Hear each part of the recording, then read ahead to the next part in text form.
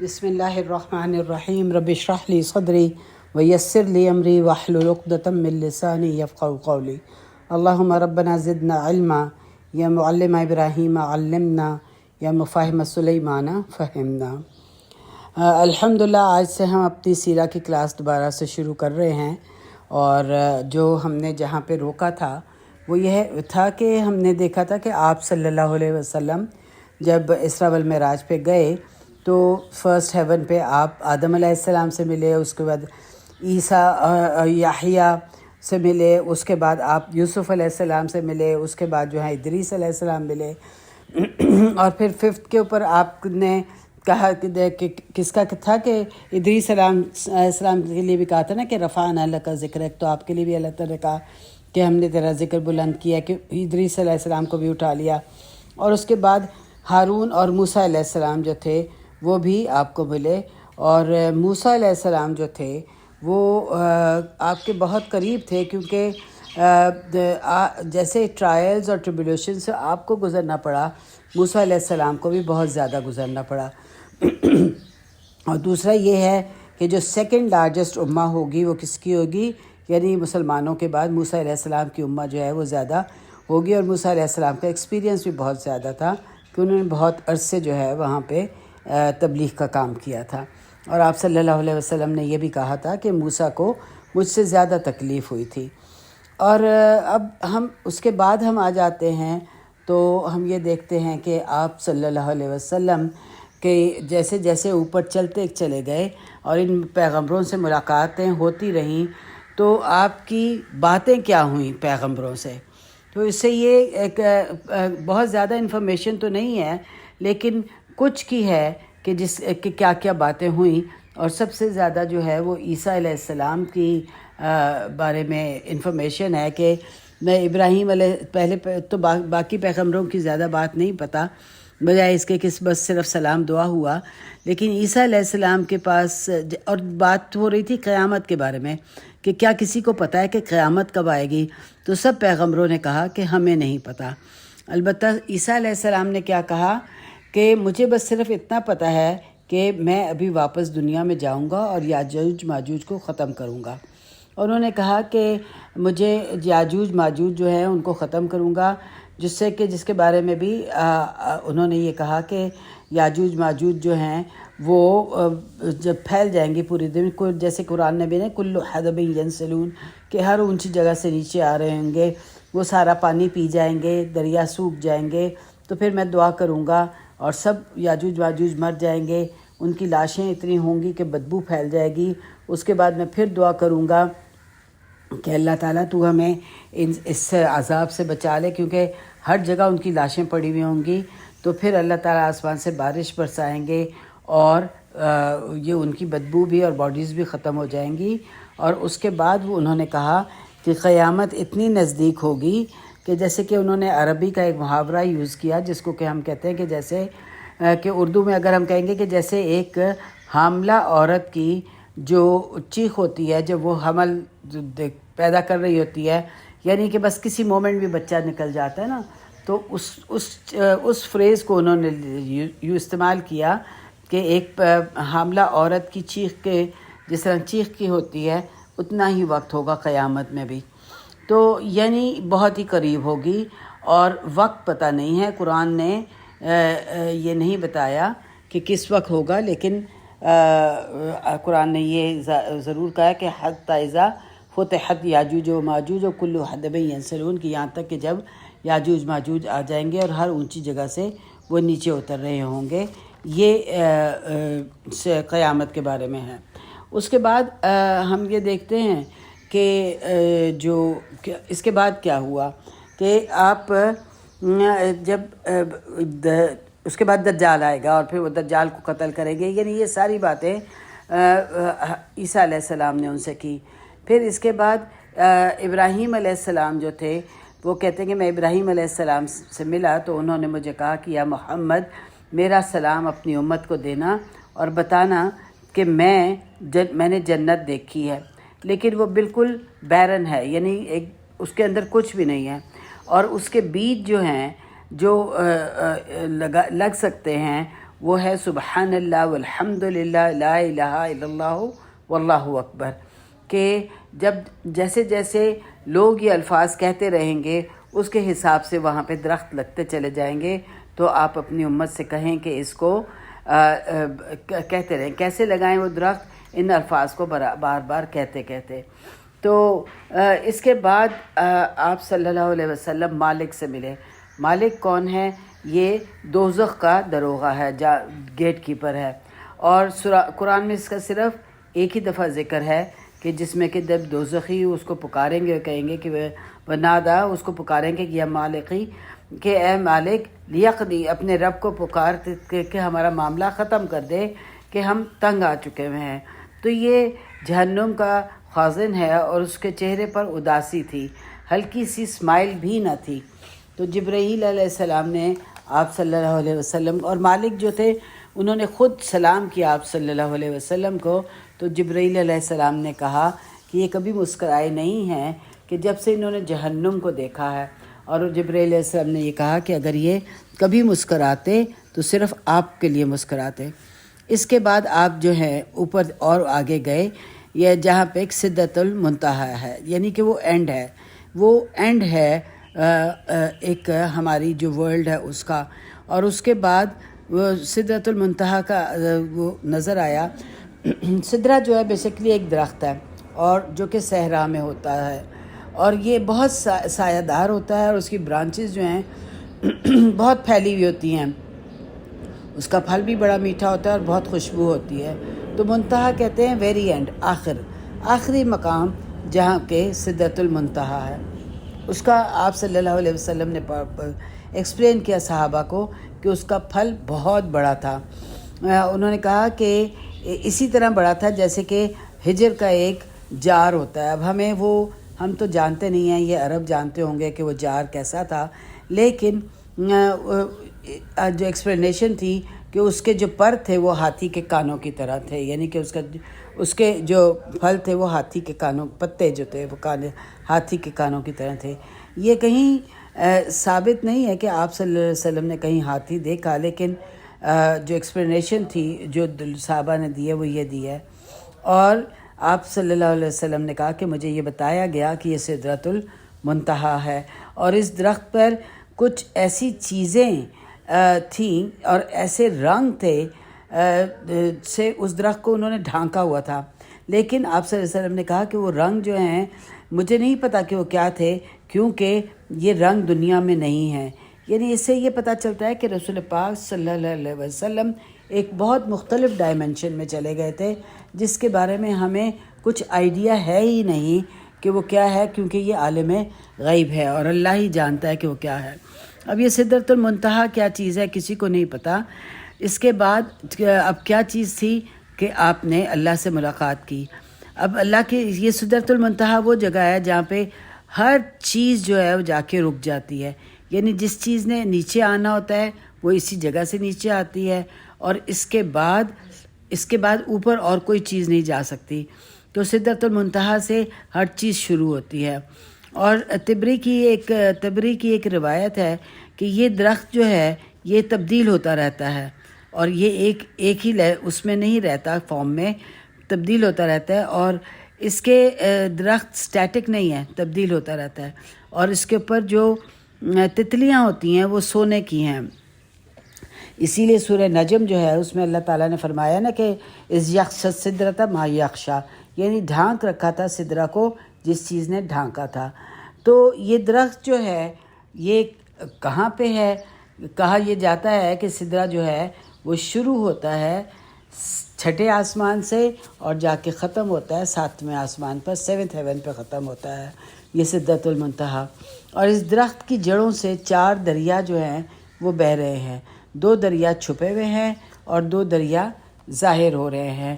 اور جو چھپے ہوئے ہیں آپ صلی اللہ علیہ وسلم نے فرمایا کہ جبریل علیہ السلام نے ان کو بتایا کہ وہ جو چھپے ہوئے ہیں وہ صرف جنت میں ہیں، اور جو ظاہر ہیں وہ دریائے نیل ہے اور دریائے فرات جسے یوفریٹس کہتے ہیں. اور یہ دونوں درخت جو ہے، یہ دونوں دریا جو ہیں مبارک دریا ہیں.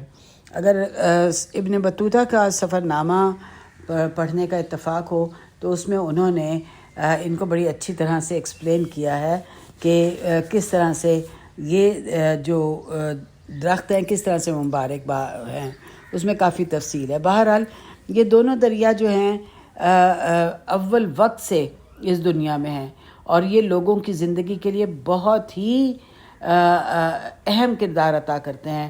یہ اوریجن آف لائف یہیں سے شروع ہوئی تھی، اور جو جنت کے دریا ہیں وہ سلسبیل ہے اور الکوثر ہے، یعنی یہ جبرائیل علیہ السلام نے بتایا۔ اور پھر اس کے بعد جو ہے آپ صلی اللہ علیہ وسلم بیت المعمور کو جا کے آپ نے وزٹ کیا۔ اب یہ بیت المعمور کیا ہے؟ بیت المعمور کعبہ ہے جو عین اس کعبہ کے اوپر ہے جو دنیا میں ہے۔ یعنی کہتے ہیں کہ اگر وہ بیت المعمور گرے گا تو اگر کبھی گرے تو وہ گرے گا تو سیدھا اس کعبہ کے اوپر آ کے اترے گا، یعنی اتنی جو پریسیشن ہے اس کی اور دنیا کے کعبہ کی وہ بالکل ایک ہی ہے۔ اب یہاں پہ آپ نے جبرائیل علیہ السلام کو ایک اوریجنل فارم میں دیکھا۔ جبرائیل علیہ السلام عام فرشتوں سے بہت ان کے درجات بلند ہیں، وہ چوزن ہیں، تو آپ نے ان کو اوریجنل فارم میں دیکھا، اور اس میں آپ نے یہ دیکھا کہ ان کے 600 پر ہیں، اور ان کے پروں میں پرلز یعنی موتی اور کورلز جس کو کہ ہم مرجان کہتے ہیں وہ لٹک رہے تھے اور گر رہے تھے۔ آپ پر ہلاتے تھے تو موتی اور مرجان جو تھے وہ گرتے تھے۔ تو مسلم کی روایت ہے کہ یہاں پہ جب آپ پہنچے تو یہاں پہ آپ کو البقرہ کی آخری آیات جو ہیں وہ دی گئیں، یعنی ابن مسعود کی روایت ہے کہ آپ کو 3 چیزیں دی گئیں۔ ایک 5 نمازیں یہاں پہ دی گئیں، البقرہ کی آخری آیات دی گئیں، اور پھر تیسرا یہ تھا کہ اللہ تعالیٰ نے وعدہ کیا تھا کہ جس نے بھی شرک نہ کیا میں اسے جنت میں ڈالوں گا۔ تو یہ وہ 3 آیات الکبریٰ جن کا کہ ذکر قرآن میں ہے، علماء یہ کہتے ہیں کہ وہ ایک تو سدرۃ المنتہا ہے، بیت المعمور ہے، اور جبرائیل علیہ السلام جن کو کہ آپ نے اوریجنل فارم میں دیکھا۔ باقی جو البقرہ جو جتنی بھی اتری ہے وہ جبرائیل علیہ السلام کے ذریعے اتری ہے، یعنی زمین پہ آپ کو دی گئی، مگر آخری آیات اللہ کے خزانوں میں سے ہے، اور جو کہ اللہ کا جو تخت ہے اس کے بالکل نیچے سے دی ہیں۔ اور آپ صلی اللہ علیہ وسلم نے فرمایا کہ جو بھی رات کو سونے سے پہلے پڑھ لے گا تو وہ اس کے لیے کافی ہو جائیں گی۔ کافی کا مطلب یہ ہے کہ شیطان سے پروٹیکشن ہو جائے گی، اور دوسرا یہ کہ اگر تہجد نہیں پڑھی تو تہجد کا بھی ثواب مل جائے گا۔ تو ان آخری آیات کو ہمیں چاہیے کہ ہم یاد کر لیں، اور ان کو ہم رات کو سونے سے پہلے ضرور پڑھا کریں۔ اس کے بعد آپ کی جو ملاقات تھی وہ اللہ تعالیٰ سے تھی، جس کے بارے میں بہت کم نالج ہے، کچھ بھی ہمیں نہیں پتہ کہ اللہ تعالیٰ نے کیا بات کی۔ سورہ جو نجم ہے اس میں اگر آپ پڑھیں تو اس میں صرف اتنا کہا ہے اللہ تعالیٰ نے فَأَوْحَى إِلَىٰ عَبْدِهِ مَا أَوْحَى، کہ جو میں نے وحی کی اپنے بندے پر جو میں نے وحی کرنی تھی، جو بھی بات تھی وہ اللہ تعالیٰ اور رسول پاک صلی اللہ علیہ وسلم کے درمیان تھی، ہمیں کسی کو نہیں پتہ کہ وہ کیا بات تھی۔ اور اس کے بعد یعنی یہاں سے اچھا اس کے بارے میں ایک اور اہم بات یہ ہے کہ کیا بات ہوئی، اس کے بارے میں بہت سی فیبریکیشنز بھی ہیں۔ یعنی میں نے یہ بھی سنا ہے کہ جو لوگ یہ کہتے ہیں کہ جو ہم اتحیات پڑھتے ہیں وہ باتیں تھیں جو رسول اللہ صلی اللہ علیہ وسلم اور اللہ کے درمیان ہوئیں، کہ آپ صلی اللہ علیہ وسلم نے کہا تحیات للہ والصلوات والطیبات، تو اللہ نے جواب دیا السلام علیکہ ایھا النبی ورحمۃ اللہ وبرکاتہ، تو فرشتوں نے جواب السلام علینا وعلی عباد اللہ الصالحین۔ یہ سب فیبریکیٹڈ ہے، اس کی کوئی حقیقت نہیں ہے، یہ لوگوں کی گھڑی ہوئی باتیں ہیں۔ حقیقت یہ ہے کہ کسی کو یہ پتہ ہی نہیں کہ اللہ تعالیٰ نے جب قرآن میں یہ بتا دیا کہ میں نے وحی کی اپنے بندے کی طرف جو میں نے وحی کی، اور کوئی بات نہیں بتائی۔ البتہ آپ بخاری کی ایک روایت ہے کہ آپ صلی اللہ علیہ وسلم نے فرمایا کہ اس کے بعد کوئی مجھے، یعنی اب یہ صرف سنگولر ہے، اب جبرائیل علیہ السلام بھی نہیں ہیں، تو کیا ہے کہ کوئی مجھے اوپر لے گیا اور میں نے پین کے لکھنے کی آواز سنی، یعنی آواز سن رہا تھا، میں پین کے لکھنے کے لیے آواز سن رہا تھا۔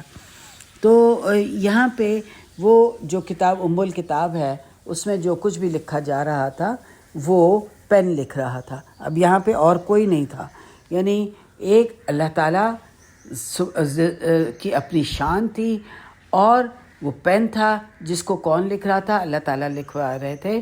جو پہلی چیز اللہ تعالیٰ نے بنائی ہے وہ پین بنایا ہے، اور اس کو حکم دیا اللہ تعالیٰ نے کہ اکتب، کہ لکھو.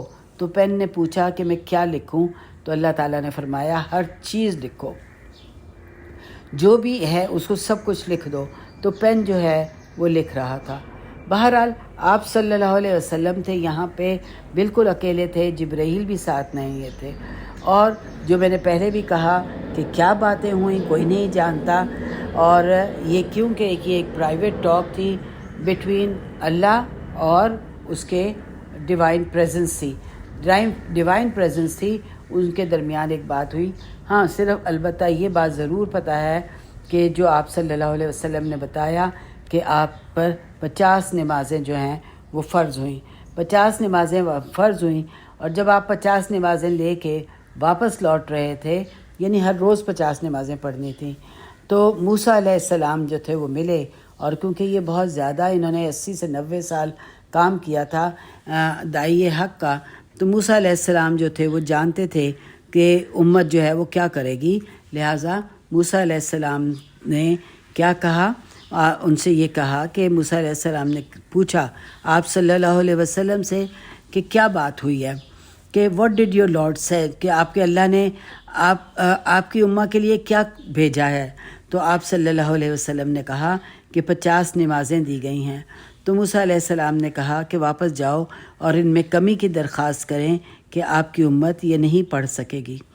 تو امام احمد کی روایت ہے کہ آپ صلی اللہ علیہ وسلم نے جبرائیل علیہ السلام کی طرف دیکھا کہ ان کی بھی اجازت، ان کی کیا اوپینین ہے. تو انہوں نے جبرائیل علیہ السلام نے بھی سر ہلا کے کہا کہ ہاں آپ جائیں، جیسے کہ ہم کہتے ہیں نا سیکنڈ اوپینین. تو انہوں نے سیکنڈ اوپینین لی کہ اجازت دی کہ ہاں جائیں. تو آپ پھر گئے اور آپ نے اللہ تعالیٰ سے درخواست دی کہ یہ نمازیں بہت زیادہ ہیں، میری امت نہیں پڑھ سکے گی. لہٰذا اللہ نے کم کی، اور اسی طرح 5 مرتبہ آپ اوپر نیچے گئے، یہاں تک کہ 5 نمازیں جو تھیں نا وہ کم ہو گئیں، 5 نمازیں ہو گئیں. تو موسیٰ علیہ السلام نے کہا ابھی پھر جاؤ. تو رسول پاک صلی اللہ علیہ وسلم نے بتایا کہ مجھے شرم آتی ہے کہ میں اب اس پر راضی ہوں. تو اس پر ایک آواز آئی اور منادی ہوئی، یعنی کہ اناؤنسمنٹ ہوئی کہ میرا جو حکم ہے وہ پکا ہو گیا، اور میں نے اپنے بندے کے لیے آسان کر دیا. یہ 5 ہیں مگر اجر جو ہے وہ 50 کا ملے گا. تو یہاں سے ہمیں نماز کی اہمیت کا اندازہ ہوتا ہے کہ ہر حکم، چاہے زکوٰۃ ہو، حج ہو، جو کچھ بھی ہو، وہ سب زمین پر جبرائیل علیہ السلام کے ذریعے نازل ہوا. مگر نماز اتنی اہم تھی کہ آپ کو بلا کر اوپر دی گئی، اور اوپر حکم دیا گیا ڈائریکٹ ڈیوائن اتھارٹی کی طرف سے کہ یہ تمہاری امت پہ فرض کی جا رہی ہیں. اور قرآن میں بھی ہم دیکھتے ہیں کہ نماز کا بہت ذکر ہے کہ واقع میں صلاۃ لذکری، کہ نماز قائم کرو میرے ذکر کے لیے. اور اور آپ صلی اللہ علیہ وسلم نے جہاں پہ بھی ہر پیغمبر سے ملاقات کی تو اپنی قبر میں نماز ہی پڑھتے پایا ہر کو. تو اور موسیٰ علیہ السلام دیکھیں ایک بچے تھے جب کہ پنگھوڑے میں تھے، تو انہوں نے کیا کہا تھا کہ مجھے نماز کا حکم دیا گیا ہے. تو اس لیے نماز کی اہمیت یہاں سے پتہ چلتی ہے کہ نماز کی اہمیت یہ ہے کہ اللہ تعالیٰ نے اوپر بلا کے نمازوں کا حکم دیا، حالانکہ باقی سارے احکامات زمین پہ آئے. اب جہاں تک آپ صلی اللہ علیہ وسلم کی اپنی نماز ہے تو آپ 50 ہی پڑھتے تھے.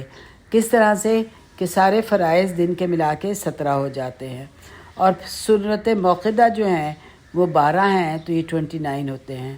تو پھر وطر اور تہجد کبھی کچھ 11 کہتے ہیں، کچھ 13 کہتے ہیں، تو 13 ملا کے یہ 42 ہوتے ہیں. پھر صلاۃ الضحیٰ کے آپ 8 نفل پڑھتے تھے، یہ سارے ملا کے 50 ہو جاتے ہیں. یہ تو آپ کی ریگولر عبادت تھی.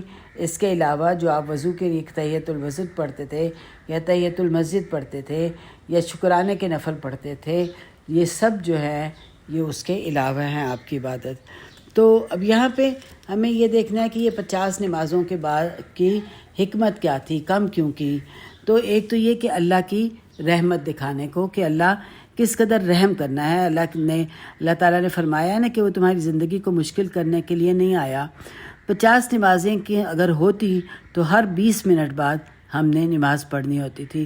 تو اس لیے اللہ تعالیٰ نے پیغام دیا کہ اے انسان تو صرف عبادت کے لیے پیدا ہوا ہے. وَلَقَدْ خَلَقْتَ الْإِنسَانَ وَالْجِنَّ إِلَّا لِيَعْبُدُونَ. نہیں میں نے پیدا کیا انسان اور کو بلکہ یہ کہ وہ میری بندگی کریں. تو اس سے ہمیں پتہ چلتا ہے کہ انسان کو تو اللہ نے صرف اپنی بندگی کے لیے پیدا کیا، بس وہ اس کی عبادت کرتا رہے، اس کو شکر ادا کرتا رہے، اس کے آگے جھکا رہے.